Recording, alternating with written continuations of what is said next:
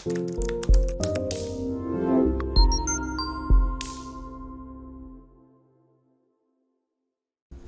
আলাইকুম, welcome to Hubble programmer. এর আগের পার্টে আমরা আউটলাইন সম্পর্কে বিস্তারিত আলোচনা করেছি। তো এই পার্টে আমরা আমাদের ওয়েবসাইটে যে টেক্সটগুলো দেখতে পাই এই টেক্সটগুলোর বিভিন্ন স্টাইল সম্পর্কে আলোচনা করব। তো এখন পর্যন্ত আপনারা যারা আমাদের চ্যানেলটা সাবস্ক্রাইব করে নেননি তারা প্লিজ আমাদের চ্যানেলটা সাবস্ক্রাইব করে পাশের বেল আইকনটা বাজিয়ে দিবেন অ্যান্ড আপনাদের বন্ধুদের মাঝে আমাদের ভিডিওগুলো শেয়ার করে দিবেন। তো চলুন শুরু করি। তো প্রথমে আমরা আমাদের কোড এডিটরে যাব। তো দেখুন আমরা আমাদের কোড এডিটর ওপেন করে রেখেছি এবং এটা লাইভ সার্ভার করে রেখেছি। আপনারা তো জানেন কিভাবে লাইভ সার্ভার করতে হয়। ওকে, সো আমি আমাদের আগের কোডগুলা ডিলিট করে দেই অ্যান্ড সিএসএস কোডগুলাও ডিলিট করে দেই। ডিলিট করে দেওয়ার পর আমরা বডি ট্যাগের ভিতরে একটা ট্যাগ নিব। সে আমি সাপোজ একটা হেডিং ট্যাগ নিলাম। সো আমি একটা H1 ট্যাগ নিলাম। H1 ট্যাগের ভিতরে আমরা কোনো একটা হেডিং দিয়ে দিলাম সামথিং লাইক হাবলু ভাইয়া। ওকে, তো আমি চাচ্ছি আমাদের এই হাবলু ভাইয়া এই টেক্সটটাকে কালার করতে, অর্থাৎ বিভিন্ন স্টাইল করতে। সো আমি প্রথমেই চাচ্ছি এই হাবলু ভাইয়াকে কালার করতে। সো এই জন্য কী করতে হবে, আমাদেরকে স্টাইল করতে হবে। আর স্টাইল আমরা কীভাবে করি, আমরা সিএসএস এর মাধ্যমে স্টাইল করে থাকি। সো এই জন্য আমাদেরকে সিএসএস করার জন্য আগে আমরা যেই জিনিসটা স্টাইল করতে চাই সেটাকে আগে সিলেক্ট করতে হবে। আমরা কি স্টাইল করতে চাই, আমরা H1 ট্যাগের ভিতরে যা আছে তাকে স্টাইল করতে চাই। সো আমি H1 ট্যাগটাকে সিলেক্ট করে সেকেন্ড ব্র্যাকেট দিয়ে আমি যেহেতু কালার করব সেহেতু বলে দিলাম কালার অ্যান্ড আমি এই হাবলু ভাইয়ার কালারটাকে তার মনে আমি লাল রং লাগাই দিই। ওকে, সো আমাদের হাবলু ভাইয়া লেখাটা কিন্তু লাল রং চলে আসছে। তো আমি যদি এখন চাই হাবলু ভাইয়ার লেখাটা তো আমরা কালার করলাম, বাট এর ব্যাকগ্রাউন্ডে আমরা আরেকটা কালার করতে যাচ্ছি। তো আমি চাচ্ছি হাবলু ভাইয়ার ব্যাকগ্রাউন্ডে সুন্দর একটা কালার দিতে, আমরা সেটাও কিন্তু করতে পারি। এর জন্য আমাদেরকে কি লিখতে হবে, আমাদেরকে ব্যাকগ্রাউন্ড কালার প্রপার্টি ইউজ করতে হবে অ্যান্ড এটা আমরা করে দিলাম ব্ল্যাক করে দিলাম। ওকে, আমাদের এটা কিন্তু কাজ করা শুরু করেছে। আমাদের হাবলু ভাইয়া লেখাটা কিন্তু হাতের একদম বাম পাশে আছে। তো আমরা চাচ্ছি হাবলু ভাইয়া লেখাটাকে একদম মাঝখানে অথবা হাতের ডান পাশে নিয়ে যেতে। তো আমরা কিন্তু সেটাও করতে পারি। এই জন্য আমাদেরকে একটা প্রপার্টি ইউজ করতে হবে, সেটা হলো টেক্সট অ্যালাইন। আমরা অ্যালাইন করতে যাচ্ছি যেহেতু, সো আমি টেক্সট হাইফেন অ্যালাইন লিখলাম। লেখার পর আমি এটা করে দিলাম হলো রাইট। সো রাইট করে দিলে আমার লেখাটা কিন্তু হাতের ডান পাশে চলে আসলো। আমি ঠিক এমনভাবে আমি যদি করে দিই সেন্টার, তাহলে কিন্তু লেখাটা আমার মাঝখানে চলে আসলো।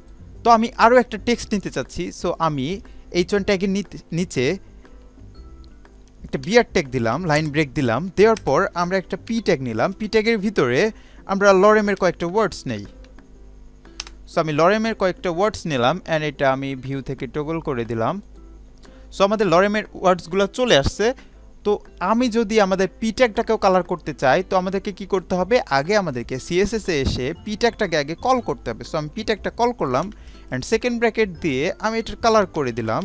সো কালার প্রপার্টি ইউজ করে এটার কালার আমরা নীল করে দিলাম। তো একটা জিনিস খেয়াল করেছেন, আমাদের এই যে লেখাটা ছিল এটার প্রথম অক্ষর কিন্তু বড় হাতের ছিল অ্যান্ড সবগুলো অক্ষর কিন্তু সব ছোট হাতের। আমরা চাইলে একটা প্রপার্টি ইউজ করার মাধ্যমে, একটা প্রপার্টির ভ্যালু ইউজ করার মাধ্যমে কিন্তু আমরা প্রত্যেকটা লেখাকেই বড় অর্থাৎ ক্যাপিটালাইজ সবগুলো বড় হাতের অক্ষরে লিখতে পারি। সো এই জন্য আমাদেরকে একটা প্রপার্টি ইউজ করতে হবে, সেটা হলো টেক্সট ট্রান্সফর্ম। সো আমি লিখে ফেলি ফটাফট টেক্সট হাইফেন দিয়ে ট্রান্সফর্ম। সো আমি টেক্সট ট্রান্সফর্ম করে দিলাম হলো আপার কেস। এর অর্থ হলো সবগুলো লেটার বড় হাতের হয়ে যাবে। এই যে আমাদের সবগুলো লেটার কিন্তু বড় হাতের হয়ে গেছে। তো এখান থেকে আমরাও কিন্তু আবার আরেকটা ইউজ করতে পারি, সেটা হলো লোয়ার কেস। তাহলে সবগুলো ছোট হাতের হয়ে যাবে। এই যে আমাদের সবগুলো ছোট হাতের অক্ষর হয়ে গেছে। এখান থেকে আমরা কিন্তু আরও একটা ইউজ করতে পারি, সেটা হলো ক্যাপিটালাইজ। এর অর্থই হলো প্রত্যেকটা ওয়ার্ডের প্রথম অক্ষর বড় হাতের হয়ে যাবে। তো অনেক সময় আমরা লেখা দেখতে পাই আমাদের ওয়েবসাইটে যে প্রথম যে ওয়ার্ডটা থাকে সেটা একটু স্পেস দিয়ে ফাঁকা দিয়ে তারপরে পরে থেকে একটু শুরু হয়। তোমরা সেটাও কিন্তু করতে পারি। এই জন্য আমাদেরকে একটা প্রপার্টি ইউজ করতে হবে, সেটা হলো টেক্সট ইন্ডেন্ট নামে। সো আমি লিখে ফেলি TEXT অ্যান্ড একটা হাইফেন দিয়ে লিখে ফেলি ইন্ডেন্ট INDENT ইন্ডেন্ট অ্যান্ড এটা আমরা কতটুকু ফাঁকা দিতে চাই সেটা আমাদেরকে বলে দিতে হবে। সো আমি 5 পিক্সেল ফাঁকা দিতে চাই। সো আমি লিখে দিলাম 5 পিক্সেল অ্যান্ড এটার কিন্তু 5 পিক্সেল ফাঁকা হয়ে গেছে। সো এটা অল্প ভ্যালু এই জন্য এমন দেখাচ্ছে। সো আমি এটা 5 পিক্সেল থেকে 25 পিক্সেল করে দিলাম অ্যান্ড এই তো আমাদের একটু বেশি দেখাচ্ছে। তার মানে আমাদের কোডটা কাজ করেছে। তো একটা জিনিস খেয়াল করেছেন, আমাদের যে লেখাটা ছিল আমাদের পি ট্যাগের ভিতরে, এইটার এক একটা লেটারের মাঝখানে একটা ডিফল্ট একটা স্পেসিং দেওয়া আছে। তো আমরা চাচ্ছি এই স্পেসিংটা একটু বাড়াতে, আমরা কিন্তু সেটাও করতে পারি। এই জন্য আমাদেরকে একটা প্রপার্টি ইউজ করতে হবে, সেটা হলো লেটার স্পেসিং। সো আমি লেটার হাইফেন স্পেসিং লিখলাম, লিখে আমি যত ভ্যালু দিব তত কিন্তু ফাঁকা হয়ে যাবে। সো আমি 5 পিক্সেল দিয়ে শুরু করি, অ্যান্ড এই যে আমাদের কিন্তু 5 পিক্সেল এটা ফাঁকা হয়ে গেছে। তো এটা তো গেল এক একটা লেটারের মধ্যে স্পেসিং। আমরা চাচ্ছি এই যে একটা লরেম অ্যান্ড ইপসাম একটা ওয়ার্ড, সো আমরা ওয়ার্ডের প্রত্যেকটা ওয়ার্ডের মাঝখানে কিন্তু একটা ডিফল্ট স্পেসিং দেওয়া আছে। তো আমরা চাচ্ছি প্রত্যেকটা ওয়ার্ডের স্পেসিংটা একটু বাড়াতে, আমরা কিন্তু সেটাও করতে পারি। আমাদেরকে এই জন্য লিখতে হবে হলো word spacing. So word spacing property use করতে হবে। সো আমি ওয়ার্ড স্পেসিং প্রপার্টি এর ভিতরে আমি একটা ভ্যালু দিয়ে দিলাম 5 পিক্সেল,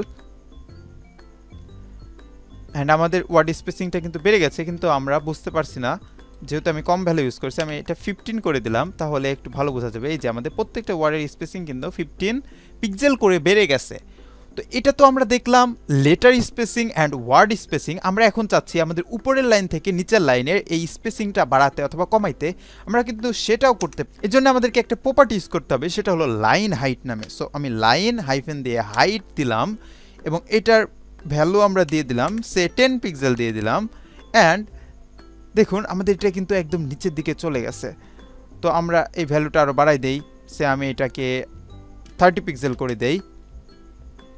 ও, এটাকে আমি 30 পিক্সেল করে দিই। এই যে আমাদের স্পেসিংটা কিন্তু বেড়ে গেছে। তো এইভাবেই কিন্তু আমরা আমাদের ওয়ার্ডগুলোকে বিভিন্ন স্টাইল করতে পারবো।